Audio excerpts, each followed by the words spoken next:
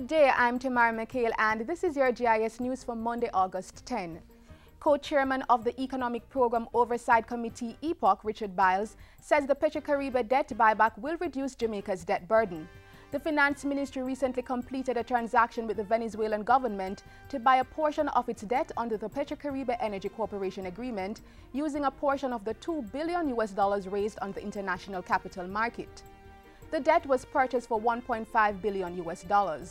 So we can take approximately $1.5 billion US and buy back approximately $3 billion US of debt from Petrocaribe from Venezuela. So you're really, in a way, buying back the debt pretty cheaply. Mr. Biles added that the transaction would help Jamaica to accomplish key aspects of the economic reform program. And what that will do is reduce our debt to GDP very considerably, by as much maybe as 10% or even a little bit more.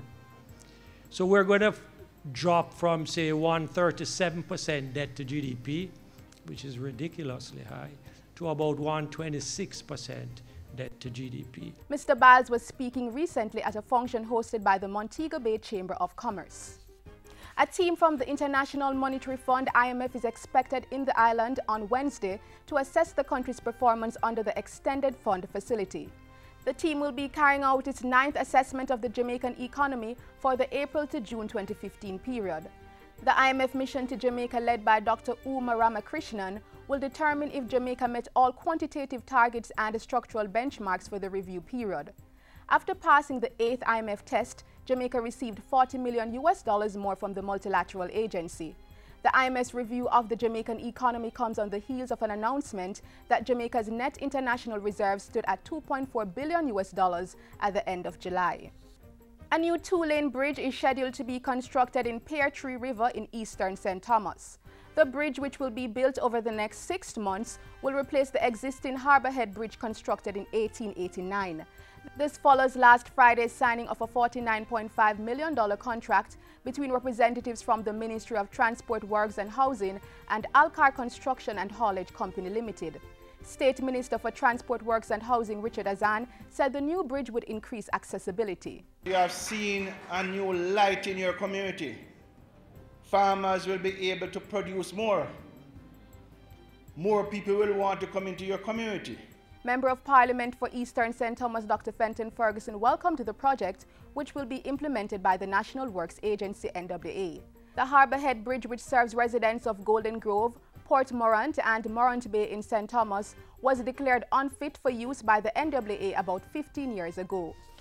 Meanwhile, over 8,000 residents in sections of St. Elizabeth are now benefiting from improved infrastructure following the official opening of the Fraser to Donegal Main Road.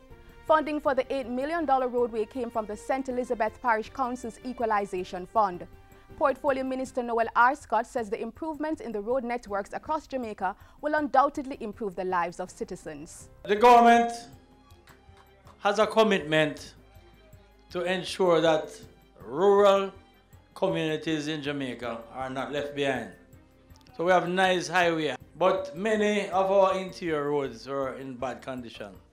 So you have a commitment from me as the Minister of Local Government and Community Development to do all I can to ensure that we address the issue of these local government roads.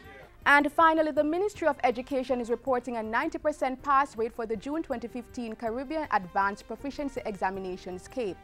The impressive results, which were released online Sunday, are consistent with last year's. The average pass rate for Unit 1 subjects was 89.2% and 91.8% for Unit 2.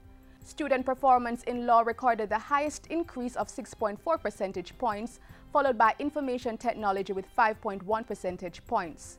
There was, however, a general decline in mathematics-related subjects. The syllabus of one such CAPE subject, geometrical and electrical engineering drawing, has been revised due to structural issues. The new syllabus will be implemented in September 2015. And that's it for JIS News today. I'm Tamara McHale. Thank you for watching.